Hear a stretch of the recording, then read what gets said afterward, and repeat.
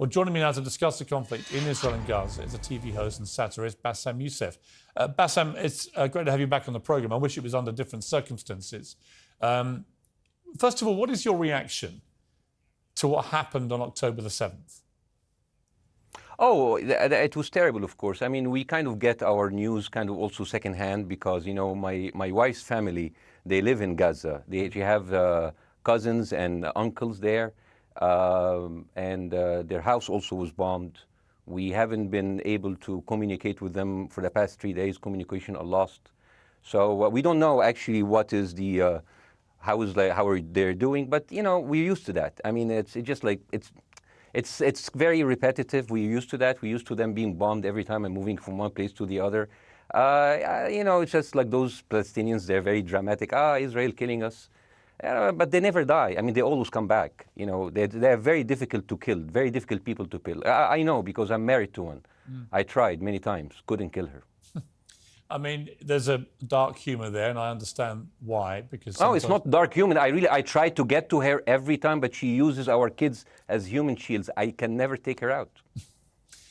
Again, I understand the humour, but to be serious, Bassem, about this, tonight there is... I will be serious. Now, I will be serious. I was watching your interview with Ben Shapiro, and I'll tell you one thing. Yeah. I think that Ben Shapiro is one of the smartest people who ever walked this earth. He's very, very smart. I follow him, and I believe everything he said. And when he came on your show, his solution was, and I quote, his solution was that the solution for this is for Israel to annex Gaza and to kill as many son of bitches as possible to make sure that this will never happen again. And anyone who called for a ceasefire will be a terrorist sympathizer. So God forbid, I don't want to be labeled as a terrorist sympathizer. So I agree with Ben Shapiro. I think we should kill as many son of bitches as possible. Well, let me, so okay, far, but Bassem, let me... so far, 3,500 people were killed, including 5,000 son of bitches in the bombing of the Baptist hospital as we speak right now. 1/3 of those 3,500 were children. So my question to Ben Shapiro is, how many more son of bitches do we need to kill so Ben Shapiro is happy? Okay, because it changes Bassem, from one year. It changes from one. I'm sorry that. Listen, I'm really at a disadvantage here. I'm looking at a camera. I don't see you. I can hear you on my ears. The reason I'm interrupting is I think you might be. I think you're conflating different interviews with Ben Shapiro. He didn't use the phrase "sons of bitches" with me. Let me play to you what he actually said on my show. He did. Go back to your interview. No, he didn't. That was another interview. But let me play what he said to me here. Well, frankly, I don't believe in proportionate response to terrorism. I believe that the way that you stop terrorism is with wildly disproportionate response. That doesn't mean in terms of targeting civilians. It means in terms of killing as many terrorists as humanly possible and allowing them to dictate the terms of engagement by hiding behind civilians in areas that they are supposedly responsible for means that the only option for Israel is to surrender to Hamas's hatred of its own citizens, its willingness to use its own children as human shields. No country worth its salt could ever do that. Now, that is substantively different to what you said he said, right? He's talking there but specifically about Hamas terrorists. I agree with him. The thing is, the question is, what is a proportionate response? Because it has been different from one tier to another. So if you look to this graph, for example, this is the death of Israeli and Palestinians, and it's changing from one year to year. It's like fluctuating like crypto. So my question is today, what is the going rate today for human lives? I mean, 2014 was a great year for Ben Shapiro. 88 Israelis were died, and there was 2,329 Palestinians killed on the other side. That is one Israeli for 27 Palestinians. That is a very good exchange rate. What I'm saying is, what is the exchange rate for today? You guys will be happy. That's my question. Well, it's not me. It's not me, guys. I'm not on either side. No, not you. Like when I say you guys, I say like people on the other side of that. I know that you don't think like that, Piers. You're one of the good guys. But let me tell you something. I mean, the reason that I'm using this is that, I mean, I can't remember what happened in 2014, and there was no music festival, but there must be something. I mean, they must do something. It is their fault. It has to be something. I mean, 2018, 300 Palestinians died. Who's counting, you know? So the thing is, what my question is, let's find what is the exchange rate for human life today so we expect the future death of Palestinians and will be happy to it. My response to that would be this, Bassem. I've thought carefully about this because I think it's very tricky for people like me to immerse ourselves into a conflict where we're not directly involved. And I thought carefully about what I feel about this. I feel that the scale of what Hamas did on October the 7th supersedes anything else I've seen in this conflict, really ever. The savagery, the butchery, the slaughter of 1,300 people, the shooting of babies, the 100%. Kidnapping of grandmothers and so on. So if we can agree on that, which I think is inarguable, then the question then becomes, again, about proportion. I don't disagree that there's been a lot of bad stuff on both sides going back historically for decades. But if we agree that this was on a different level altogether, quite deliberately by Hamas, designed to provoke... No, here's my question. Let me ask you a question. And the question, because you raised it earlier about proportion. I honestly don't know what the proportionate response is. I honestly don't. I don't. I've been watching the airstrikes this week thinking... So what's your question? Well, I would ask you, if you were Israel, what would you... If I was Israel? If you were Israel and that had happened to you, what would you think would be the appropriate way for the country to respond? I would do exactly like Israel did, kill as many people as possible since the world is letting me do it. I mean, I can do it because I can, you know. But the thing is, you know what, I agree with you. And you know what, I'm going to be even ahead of you because I see the question coming. Do you condemn Hamas for the atrocity? Yes, I condemn Hamas. I condemn Hamas. I condemn Hamas is the source of all evil. They're a reason for everything. And you know what, let's for a minute imagine a world without Hamas. Right. What will this word look like? Let's give this word a name, and let's name this word the West Bank. Hamas has absolutely no control in the West Bank, and since the beginning of this year, only through August, 37 Palestinian kids were killed. No music festival, no paragliding, no Hamas. Since the occupation of the West Bank, 7,000 Palestinians were killed. No music festival, no paragliding, no Hamas. I can go on and on and on and on. No, but you don't need to, because in a way you're preaching to the choir. I've followed this crisis. Oh no, you're not preaching. So the thing is, like, in the sense that I know that what you're saying has validity. Of course, Piers. By the way, Piers. I am at a disadvantage here. I can hear you. I cannot see you. I am in a claustrophobic room, and so please cut me some slack and don't interrupt me and interrupt my points. Sure. So, because this has to be fair. Understand. Because if you want to only hear your opinion, I can just condemn Hamas and go home. I can do that.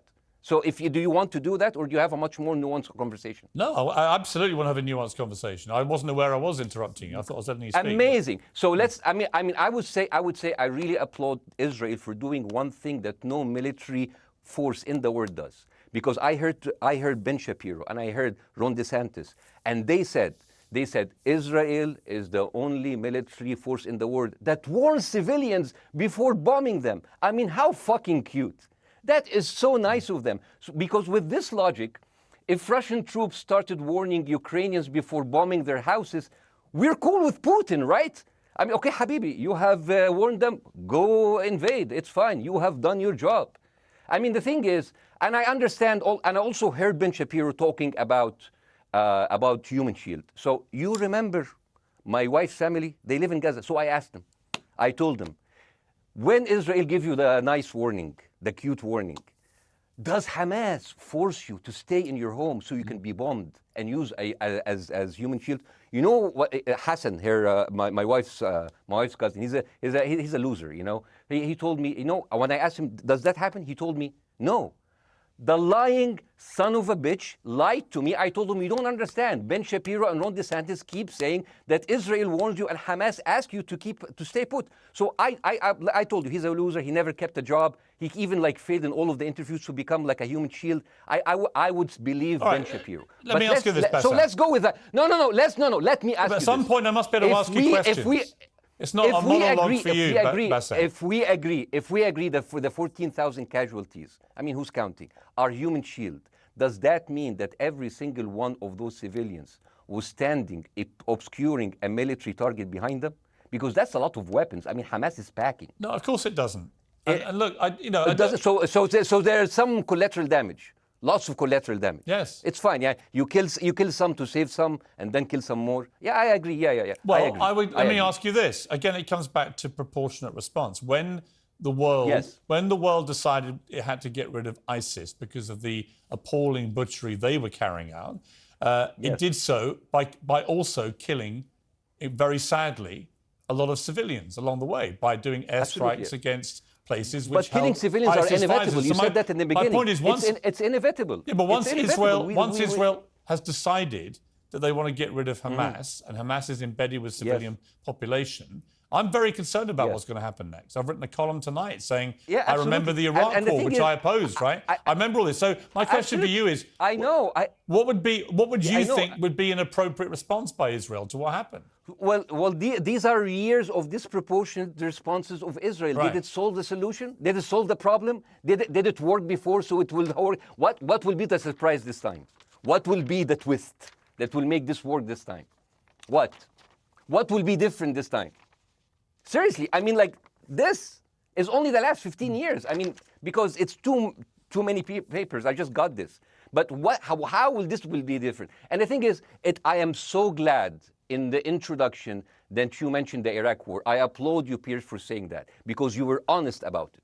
You said that spreading lies like WMDs make people look at those people as less of humans, and they would accept the death of 1 million Iraqi, whether by sanctions or by invasion, right? You are a good man. This is amazing. And you know what is similar? Is when you spread the lies of 40 decapitated babies, although it was refuted. So what happens when people hear that, killing babies is horrible. But when you say decapitated 40 babies, you are planting a certain image with a certain trigger in people's mind. Who has said that? Who has said 40? Who has said that? Who has said 40 decapitated? Who has said that? You have repeated. No, I haven't. What? I've never said that. You haven't said on your show 40 decapitated babies? Never. Ben Shapiro didn't say it? No. Ron DeSantis didn't say Nobody it? has said it. Okay, Piers. No, nobody said it? No.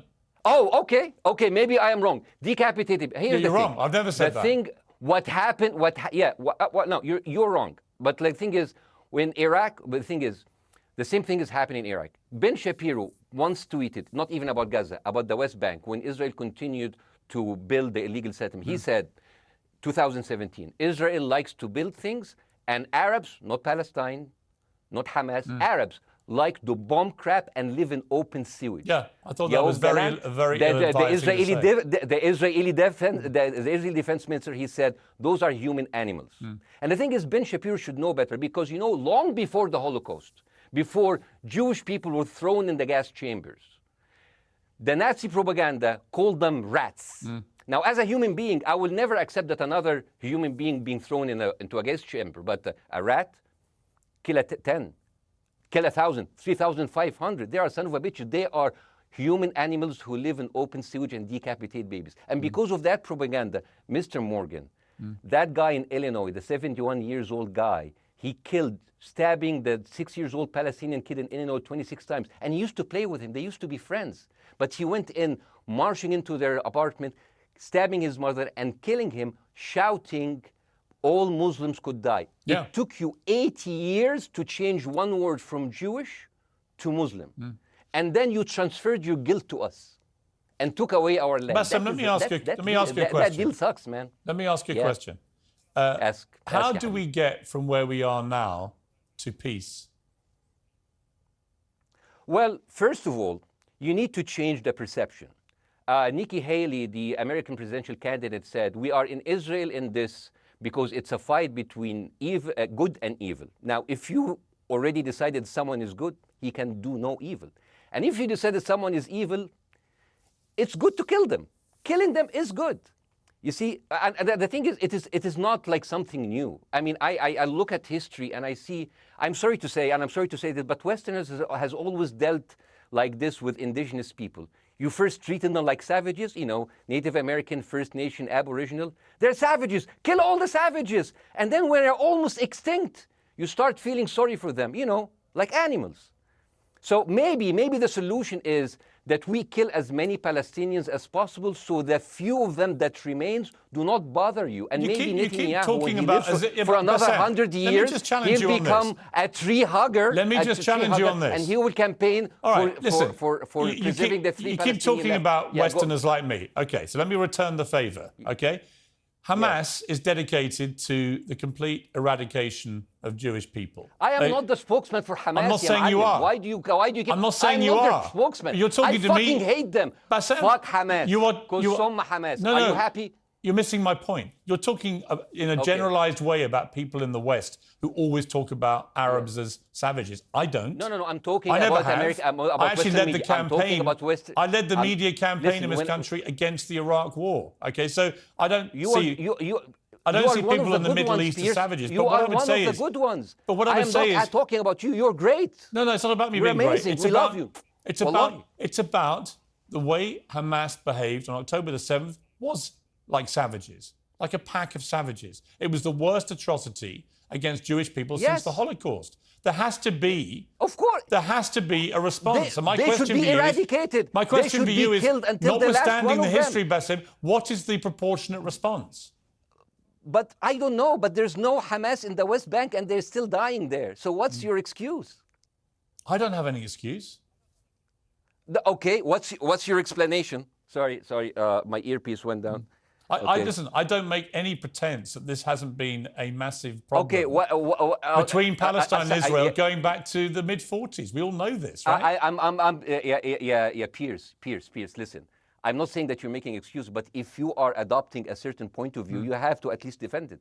I'm telling you, there is no Hamas in the West Bank. What is the excuse? Not your excuse. What is the excuse to kill those people? Well, listen, this question of proportionality is one that... No, answer my question. I've been answering your question. You answer mine. It's actually not my job to answer your questions. It's not. Okay, not your job. Not. I agree with you. I'm more interested in you, who has family in Gaza, who's an Egyptian in the Middle East, right? I'm more interested in what you have to say. Okay, I'm telling you. I think Hamas is the problem, okay? Right. Now, let's say Hamas is removed. Let's Hamas.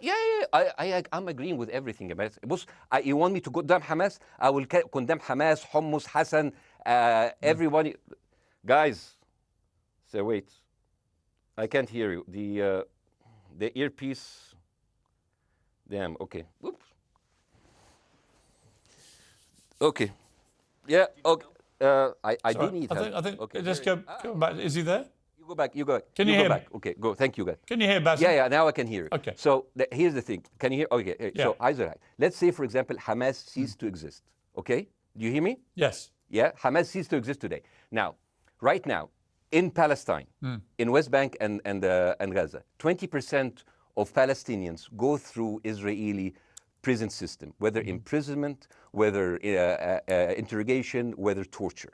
And the rest of them, they live a life of daily loss of land, of homes, of life, and they are suffocated by this. So let me ask you something. If you are a Palestinian living into these conditions for decades, would you sympathize with your oppressor, or sympathize with the people who claim they resist them even if they are terrorists? I have made no secret that I think the conditions Palestinians have had to exist under are completely unacceptable. I've said that for years. So the question then becomes, how do you forge peace between two warring parts of that region who for decades have approached peace, in my view, with mutual sledgehammers, with no actual desire to have peace? And I think it comes down in the end to great leadership. And I don't think there's great leadership. I don't think, well, hang on, let me make my point. I don't think there's great leadership on either side. Where is the Nelson Mandela figure here to come through all this hatred on both sides? Nelson Mandela? Yeah, where is that figure? Nelson Mandela actually have criticized Israel for being a horrible state. All of the South African activists have actually called Israel. My point is about how he responded to a country that was so divided. Is a template for how you get to peace, isn't it? I haven't met Nelson Mandela, so I wouldn't know. But like there's a point. There's a very important point here. You know, I want to understand what is the logic of Israel carpet bombing Gaza. I mean, if there's a logic, if this will make Israel safe, I want to hear the logic. So if they continue bombing, what are they hoping to achieve? Well, I think we know what their stated aim is. Their stated aim is to eradicate and wipe out Hamas. They believe Hamas are living predominantly in northern Gaza. They also are aware they're living amongst civilians. So it's an incredibly difficult thing. As I said in my monologue, it is very, very difficult to see how they do this without massive collateral damage. So if I can understand this correctly, basically Israel is doing this to pressure the Palestinian community in Gaza to turn against Hamas. Is that right? I'm sure that's part of it, yes. That's part of it. So this is exactly what terrorist organizations do, because terrorist organizations will have no chance beating a whole nation in battle. So they terrorize and they kill the civilians in order to spread fear and terror so they can turn against their government to change their policy or to resign. You have just compared Israel with ISIS. No, I haven't. I don't see any comparison between It's going to be the headlines tomorrow. Piers Morgan, Israel is ISIS. Only amongst people who weren't listening. The comparison, which is more apposite, is ISIS and Hamas. They are both nihilistic terror groups intent on killing as many Jewish people and others as they can possibly kill. And you can't get peace with people like that. Absolutely. You know what? I'm going to do something that nobody done on your television. You know what I'm going to do on your episode? I'm going to pretend that I'm an Israeli citizen. I'm going to put myself in the place of an Israeli settler in the kibbutz. And I want to speak to my Prime Minister, Benjamin Netanyahu. Mr. Benjamin Netanyahu, I have voted for you because you have promised us peace and prosperity and security. On the 7th of October, those son of bitches Hamas, they went into the fence that is regularly heavily guarded. Usually if there's like a dove that comes close to it, it will be shot. Those people went in and they went for 6 hours before IDF forces was deployed, killing our friends, our families, kidnapping our grandmothers and babies, and went in. I want to ask you, Mr. Prime Minister, after you have fractured the Israeli community and you have fucked our courts, our Supreme Courts, what are you doing with the money being given to you, to the United States? Also, you are carpet bombing Gaza with absolutely no regard to our hostages, our people. I heard a rumor in the kibbutz that you're doing that you let that happen as an excuse to carpet bomb Gaza, so you push them into Sinai. And I didn't believe that. It's like, not my prime minister, he can never do that. And then I watched an interview for Danny Ayalon. He was your chief advisor. He was also the Israeli ambassador to the United States. And you know what he said, Mr. Prime Minister? He said that the solution for those Palestinians is to go into a vast land of Sinai and live into tent cities temporarily, temporarily, wink wink, until we build Gaza again, and then we invite you back. يعني عبط احنا بقى. يعني فاهمني؟ We've seen this movie before. So يعني, and when I saw this, I couldn't explain to my fellows in the kibbutz, how come our Israeli government is trading human lives for another piece of land? So as an Israeli citizen, I need to hold my Israeli government accountable. And as an American citizen, I want to know all of these money that we are giving to Israel. We're giving them $4 billion every year. Joe Biden said it's the best investment America ever done. Well, if I am in the place of Joe Biden, I would say, sorry, don't speak. I would say, if I was Joe Biden, I would go down and whisper in the ears of Netanyahu and tell them, I hate bad investments. They haunt me, like Littlefinger in Game of Thrones. But the thing is, this is the problem. Israel always victimizes itself, and I have never seen a victim putting their oppressor under siege and bombing them 24/7. Israel wants you to believe that they are the victim. Dealing with Israel is so difficult. It's like being in a relationship with a narcissistic psychopath. He fucks you up, and then he makes you think it's your fault. All right, you Bassem, look at Israel as Superman, but they're really Homelander. Wallahi, they are shooting Bassem, fish in a barrel, and they are annoyed with the splashes. Bassem, I want to say two things. One, if you could just slightly manage your language. We are uncensored, but if you keep swearing, I'm very sorry. We have to apologise to viewers who may be offended by that. I apologize. But I understand passions run high, so let's not get too bogged down about the odd swear word. I apologize to the viewers. I apologize to the viewers for my language. My second question is this: after the sight of dead civilians. After the break, we have the managing director of the Daily Wire, which is Ben Shapiro's company. We were going to interview him on his own, but he's happy to come on and talk with you directly if you are prepared to stay. Well, of course, I can stay, but again, I am... Fuck. I am in a disadvantage, and I would like to have my space to respond. Okay, we'll come back after the break. Because here's the thing. There's Bassem, two things we're I want going to go to a before, break. all right? When we come back from the break, it'll be you and Jeremy Boring from the Daily Wire. I have news. We're taking a short break, Bassem. I'll be back. Welcome back to Uncensored. For more on the situation in Israel, I'm joined now by the CEO and co-founder of the Daily Wire, Ben Shapiro's partner, Jeremy Boring. Jeremy, thank you very much indeed for joining me. I'm sorry we demoted you earlier to mere MD. You are the CEO and co-founder.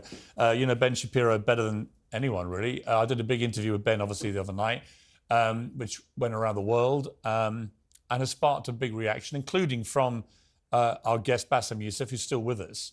First of all, you've been listening to Bassem and what he's been saying. What's your response?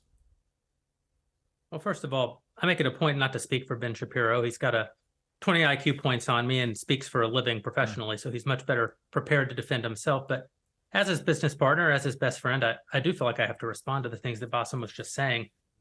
First of all, the question of how many sons of bitches have to be killed in order to end this conflict, I suppose that the answer is as many of them as it takes. That doesn't mean that I or Ben or any decent person in their right mind is happy with the killing of civilians.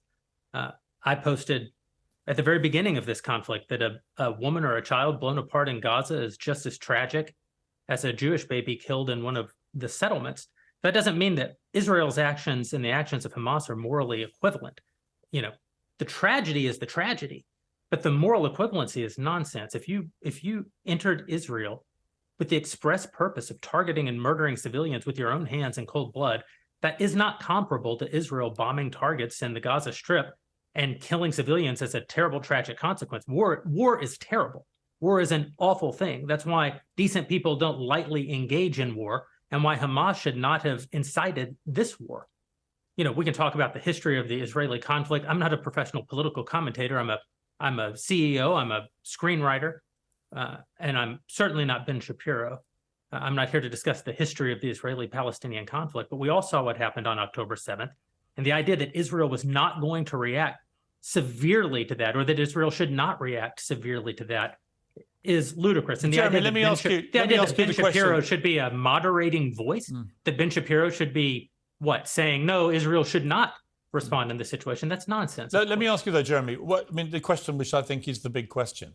What is a proportionate response to that outrage on October the 7th, which is the worst attack on Jewish people since the Holocaust? What is proportionate? If it's true, as reports are suggesting tonight, that there may have been a hospital hit by an Israeli strike and up to 500 people or more have died, that would seem to me, if that is verified, and it's not verified yet, we don't know exactly what has happened other than there's been a hit on this hospital. But if that is verified to have been an Israeli strike, that will strike many people as disproportionate. Certainly. Well, first of all, I don't know what a proportionate response is or why we would want it. I suppose a proportionate response would be for 3,000 Israelis to go through the fence, gun down innocent Palestinian women and children, burn their bodies, burn them alive, take hostages, rape their women. No one wants a proportionate response. No moral person could possibly call for a proportionate response. The purpose of war is to defeat your enemy. The West has, in my lifetime, forgotten the purpose of war because the true cost of war is so terrible. The last time the West engaged in war and won it was World War II, and they did it through incredible brutality. They did it by bringing their enemies to heel. That is not a thing to That's not a thing to rah-rah about. That's not a thing to look forward to. As I said, all decent people should avoid war. But I think the sort of lie of the post-World War II, the post-war consensus lie, is that somehow war in which you kill a bunch of people and don't secure victory is morally superior to war where you do secure victory. I would say that the only way to morally justify a war is to win it. Otherwise, the very argument that brought you into the war, this enemy must be defeated, ends up being proven a lie. I mean, Afghanistan, I think America had every right to go into Afghanistan. The Taliban was harboring Osama bin Laden and Al-Qaeda. Al-Qaeda flew planes into buildings in the United States, killed thousands of our citizens, brought the nation into untold agony, pain, and horror. America had every right morally to go in and destroy the Taliban and destroy Al-Qaeda. Yeah, but I would argue, the Taliban now rules in Afghanistan. The war was not won. But that's my point, actually. I've done a column about this tonight for The Sun here in the UK, which is I was editor of a newspaper when the Iraq war happened. I opposed it very aggressively as the editor of the recall. paper. And sadly, we were borne out by events. It was a complete disaster, the Iraq War, in my view. It was illegally contested, I think. And the consequences were appalling in terms of loss of life, 1 million people, in terms of ISIS being allowed to breed and create their merry hell around the world, in terms of complete dismantlement of Iraq itself as a functioning country. And I think Afghanistan, again, 20 years of attacking an enemy, which is now running the country again, seemed to me, again, to be kind of pointless. And I do wonder whether Israel, in its blind fury, which I completely understand, has thought through the consequences of actually launching a full air, ground and sea offensive into Gaza as to actually what happens at the end of that. Well, I suppose Israel wasn't really given the opportunity to fully contemplate what the consequences of that action might be, because Israel didn't instigate this war. This war was instigated by a horrible terrorist attack on Israel, and a state is put in a position where it has to respond. Now, one might argue that the very fact that Israel has yet to actually launch their ground invasion means that they are actually making a calculation about what the cost will be, what victory looks like. Any rational person, any decent person can engage in a conversation about what is the appropriate response for Israel. Of course they can. But this sort of moral equivalency thing, I don't think is a sign of decency to engage in a conversation about moral equivalency. Let me bring Bassem back in. You've been listening to this, Bassem. What's your response to what Jeremy's been saying? I'm sorry, I didn't catch the gentleman's name. It's Jeremy Boring. He's the chief executive of the Daily Wire and co-founder with Ben Shapiro of the Daily Wire. Hi, Jeremy. Please say hello to Ben Shapiro, and please tell him that I do think he is the smartest person to ever walk the earth. Thank you so much. So, as a response to Jeremy, I agree with everything you said. I mean, what is disproportionate? I mean, he just used the examples from Second World War and America, showing that civilian casualty is, I mean, I heard his voice. He was very sad, and as he was telling us, it is so inevitable to kill so many civilians because it's something that we cannot avoid. I hear the sadness in his voice, and I know that it's a very difficult decision to kill all of these civilians because that's for a higher cause, and I understand. But my question, I have two questions. The question is, how can you justify the killing in the West Bank where Hamas does not exist? And if the disproportionate response during over all of these years have actually worked, what will be new this time that did not happen before? I just want to. That was my question. Okay, that was my question. I'm gonna. Okay. So now, if I ask the question, can I say something on my side? Well, a little bit personal? Bassem, with respect, a little bit personal. Bassem, with respect, I gave you half the show to have your side. Jeremy's had a lot less time. I am going to have to You move want me on. to leave? Bassem, I'm going to have to let you go because we've been on there with you for 40 minutes. Okay. Now. Bye bye. Right? But listen, bye. I would like to talk to you again, and thank you for joining the program. I appreciate it. Oh, by the way, my wife's family is all right, and they sent us a house. It's bombed. It's beautiful. It's going to be a good like Halloween theme. So well, I'm very sorry for what your family are going through in Gaza, and I mean that very sincerely. By the way, I don't know. I don't know I don't know him. By the way, I haven't actually met them. They didn't even come to my wedding. They couldn't because they are stuck in Gaza. Okay. And she never saw them because Gaza is not a destination. Bassem, as I say, we hear their voices, and it's they die. It's fine. It's fine. Bassem, I wish your family all the very best. Thank you for joining me. I appreciate it. I don't. Thank you.